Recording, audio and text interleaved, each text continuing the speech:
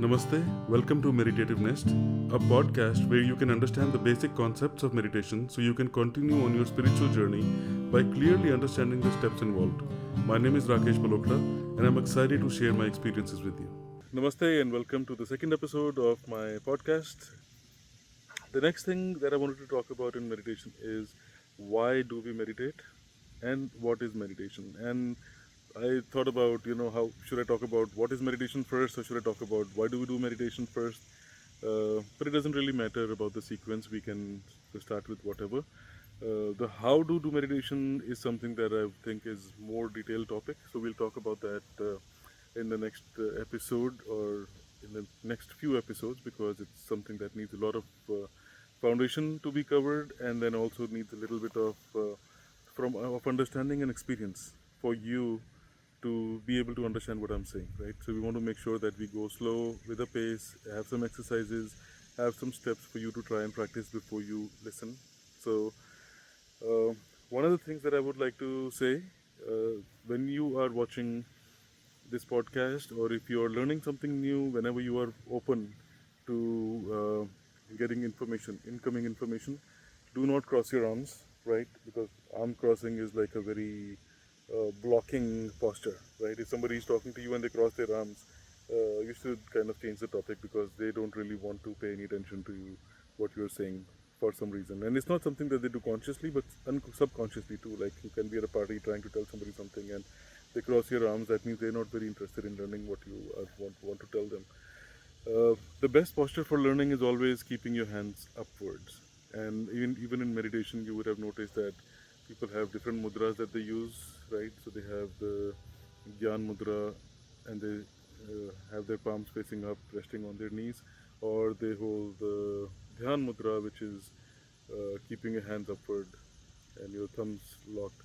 So sit in a position where you're allowing this energy to flow into you because it is possible that you might not understand certain things that I would say right now, but as long as you listen to them with the right intention, it will make sense at some point. You might be driving back home from work or driving to work or going for a walk or just eating your food and suddenly something that I said would make sense. So and this is something that has been my own experience too. So I'm recommending it because I know it has worked for me in such a way that I've heard information and it made sense later on. It is possible that the same might happen to you. So I'm just passing that information along. And uh, it's helpful. So keep your hands up, not up, but like keep your palms facing upwards. It is very helpful in whenever you want to receive any information. So why do I meditate? Right, is something that I can tell you, and we can take it from there. I can't tell you why you should meditate because everybody has different reasons for meditation. But I can tell you why I meditate, and um, I'll say sometimes, they say that spirituality is not something that can be completely uh, achieved, won't be the right word, but completed in a way. Like you can't get to a certain spiritual level in one lifetime. Sometimes it takes more than one lifetime to get somewhere. So, if you have had any kind of a journey from your previous lives or previous experiences, or some experience since you were a child, there has been an initiation of a calling within you. So it keeps calling you, right? No matter whether you know about meditation or you don't know about meditation, you just feel pulled towards it. You feel like I need to do it. I want to learn more about it.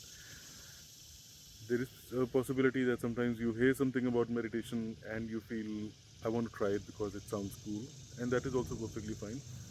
My experience was that I was just extremely attracted towards uh, any kind of sadhana being done, not puja necessarily, right? But more like sadhana. Like if somebody is sitting down with their eyes closed in meditation position, like if I saw a rishi sitting down in a holy place when I was growing up, I would just sit down and watch that person. I just found him so fascinating to be there. By the way, that's my dog Casper. He's a working class German Shepherd, and you'll see him in my videos. Accept him. He's cute and nice, but he's very driven. So if he sees anything flying, mosquitoes or uh, bugs, butterflies, birds, shadows, he just chases everything. So I like to have him around. You'll see him in my videos quite a lot. So that's him, Casper. So now going back, so I felt very attracted towards people who were meditating. I would sit and watch them. I would wonder what they're thinking, wonder what is going on in their mind. I would feel, I grew up feeling that people who can just sit down without doing anything are somehow, they have some superpowers. They're like superhumans because they have the capability to be in a place absolutely stationary while everybody else in this world is just moving around. Like you have people who are like getting even anxious about a lot of things. You would see them worked up, angry, yelling at people, just out of control. And then you see this one person who's just sitting down, usually with a smile on his face, and you feel like, there's something that I want to know. So that's why I showed interest in meditation. That's how one of my uncles, who was a very well-known meditator, he taught me how to meditate, and he told me some of the tricks and techniques to follow. So that was my primary reason. But then after I tried, I could not succeed in meditation because I was trying to do the same thing. Instead of following what he had told me, I thought, there's so many other people telling me you have to make your mind blank. He never told me you have to make your mind blank, so maybe he was wrong. I tried to keep sitting down, trying to make my mind blank. It did not work. But that thing was always there. The calling was always there. So finally, I was introduced to the technique of Vipassana meditation through an ebook, and I don't enjoy reading a full book. So I thought, okay, what I can do is I can read a little bit, apply whatever it says. Then once I reach that point, I'll read the next steps and go on. And that turned out to be a really good idea because I was able to get to, I think, the first phase of meditation in the first day of reading that book. So I read that book, I tried, and something worked. And that made me believe that, okay, I'm on the right path. The step is working. I'm finally able to get somewhere. Let's continue. So I continued with that. And then I got introduced to inner engineering.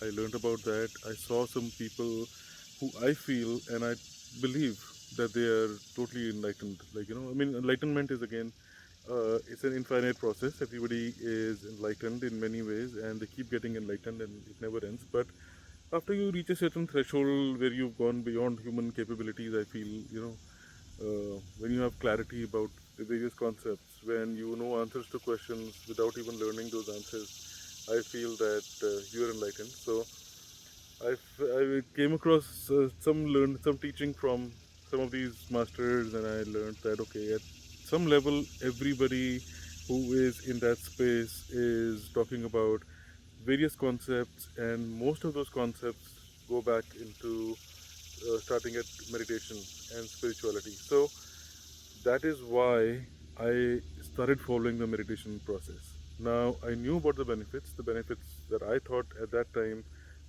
would be peace of mind, no stress, relaxation, more control on my mind, and more religious and more spiritual. That's what I thought the whole benefit of meditation is going to be. I didn't expect rocket science. I didn't expect like massive miracles or anything in this technique, but I was still expecting some things which I would say, even though they are true to some extent, were not the biggest benefits. There were more benefits than what I had initially thought about. So I'll tell you, one of the most important benefit of meditation is mindfulness, where you become aware of who you are, where you are, and how you interact with this planet, right? You start understanding the relationship between you, your mind, and your body as three different entities, and you can see all three of them without any doubt in your mind. If right now it did not make sense to you, it is perfectly fine. But I'm telling you, at some point, this is like the very basics. Let's say that if you were to ask me what is the prerequisite of going into deeper meditation, I would say the first step is you need to understand. That's not a first step. The first milestone is the understanding of the concept of you, your mind, and your body being three different entities, even though you're one. You are one person. I'm one Rakesh, and I have a body which is also Rakesh, and I have a mind which is also Rakesh. But they work differently, all three of them. So, and differently and also interconnected, right? So the body and mind are communicating without you being aware of it. You and your body is communicating without the mind being aware of it. Your mind and you are communicating with other body, being aware of it. And all of this will make perfect sense to you. Let's not pay more attention to it at this point. But so that is one of the things that you start understanding. And once you understand that, you look at the body, you understand the body's relationship with this earth. Now, we are made up of 5 elements, and those elements are earth, water, air, fire, and space. Space is one of the ones that people don't really understand too well. But just to give you a basic idea of what space means, it's not necessarily the matter and that takes space. It's more about the forces that keep the space and everything in check. So Earth is rotating around Sun. There's a force that is pulling Earth towards the Sun, but there is something preventing the Earth from going into the Sun, right? So there's two forces that are working on it: magnetic forces, gravity. There's electromagnetic phenomena. There's so many different forces, centrifugal forces. All these forces that work when we do things. Think of these all forces combined as space. So we are a combination of all these 5 different elements. This is a clarity that we get when we eat food. Now, as humans, we cannot eat non-living things. We cannot eat iron, we cannot eat rocks, we cannot eat calcium, just we can't start picking up minerals and eating them and avoid food. We have to eat anything that has been alive. It could be either animal food or it could be vegetarian food, plants and vegetables. And plants, as super beings, are capable of being in earth, extracting the nutrients from it, putting it in the plant, putting it in the leaves, putting it in the flowers, putting it in the fruit for us to consume. And then we can consume that. So whatever it is pulling from the earth is going into our body. Water, you would already know.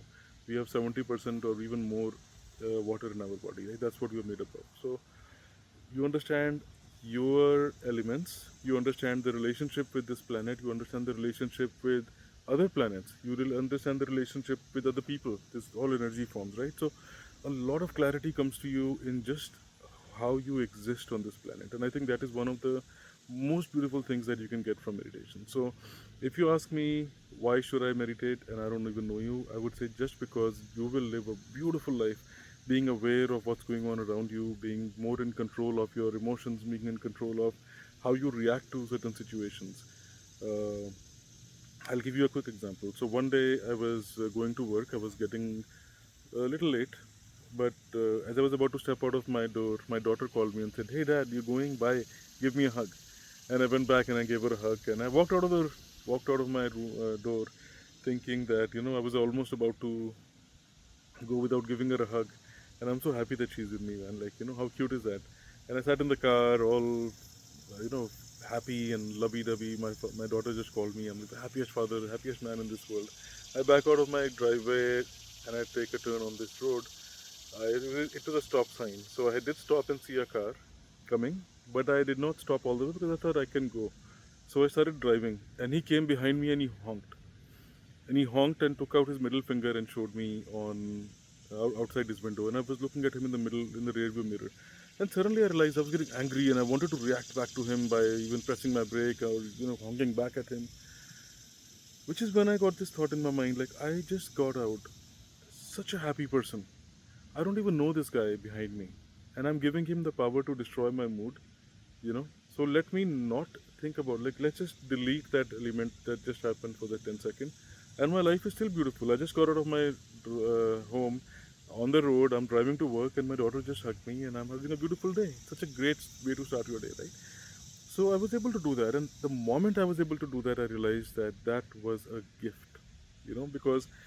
Uh, in normal circumstances you would not be able to do that, or in normal circumstances people let go, they get angry, they can't think rationally, they just react, and later on you realize that I did something wrong and I should not have done that. So I feel that ability to become aware before you react to certain things is also a great blessing. And if I would think, if God willingly everybody in this world could have that, there would never be a fight, there would never be war, there would never be bloodshed, there would never be anything negative. So it's a blessing to be able to live like that in a way, right? Because you just get to live one life, you live for people who really matter to you. You want to make this environment so pleasant for them and happy for them that when they're around you, they should feel like they're in bliss. And to make yourself that, you need to be more aware of how you react to situations. It's very simple. But getting there is the process that we need to work on, and meditation is a really good step to get started with that particular process. So that is why we should meditate. And if you ask me what is meditation, in a very brief amount of time, I would say meditation is a process when you, I was talking about those three entities, me, my body, and my mind.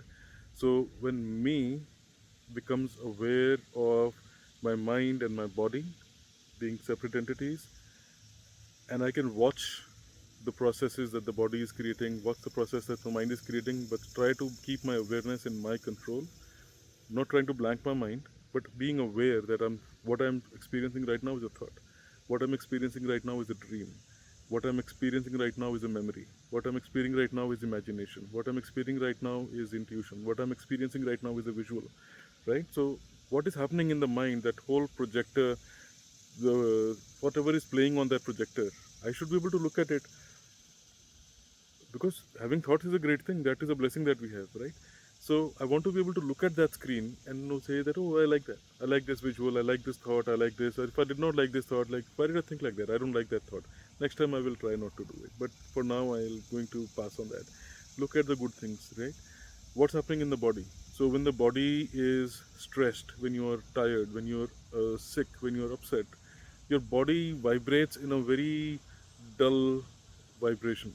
You can feel that too, right? So you become aware of that, and you know that the body is not very happy right now. The subconsciousness is trying to generate these sensations so it can get your attention, and you can start understanding that. You can feel it.